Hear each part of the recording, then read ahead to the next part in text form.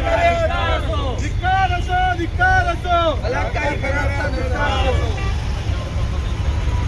महिलाओं का अपमान नहीं सहेगा हिंदुस्तान. महिलाओं का अपमान नहीं सहेगा हिंदुस्तान. महिलाओं का अपमान. फुले शाहू आंबेडकरांच्या महाराष्ट्राला अत्यंत म्हणजे काळीमा फासणारी, खाली पाहायला लावणारी घटना या महाराष्ट्रात घडलेली आहे. आपल्याला कल्पना आहे की एक खरात, अशोक खरात नावाचा भोंदू बाबा, ज्याने एवढ्या म्हणजे महिलांचं शोषण केलेलं आहे. आज ह्या सगळ्या गोष्टी आज उघडकीस येत आहेत.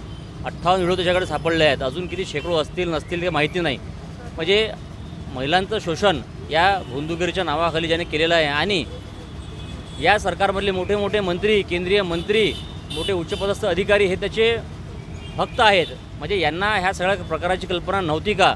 या देशाच्या राज्याच्या गृह विभागाला, याची गुप्तहेर विभागाला या बाबाची कल्पना, या प्रकाराची कल्पना नव्हती का? हा प्रश्न आज निर्माण झालेला आहे. आणि होती तर हे सरकार आजपर्यंत गप्प का बरं होते?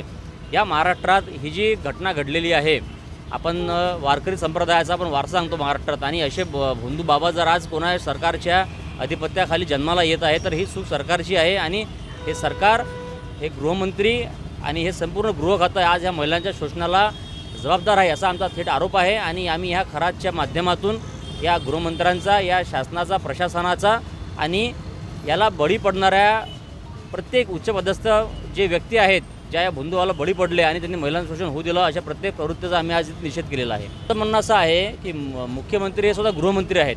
मी जसं म्हटल्याप्रमाणे त्यांच्याकडे गृह खातं आहे, त्याच्याकडे गुप्तहेर CID खातं आहे. एवढे मोठे मोठे त्यांचे मांडीला मांडी लावून बसणारे मंत्री एखाद्या बाबाच्या दरबारात नेहमी जाऊन बसतात. तर त्या बाबाची म्हणजे एवढा आमचा हाच आरोप आहे की मुख्यमंत्र्यांना हे प्रकरण माहिती होतं. यामागे काहीतरी नक्कीच राजकीय षडयंत्र आहे.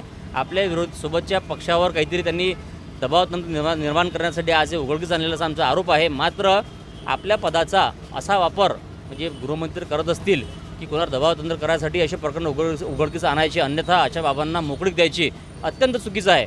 या महाराष्ट्राला हे शोभणार नाही.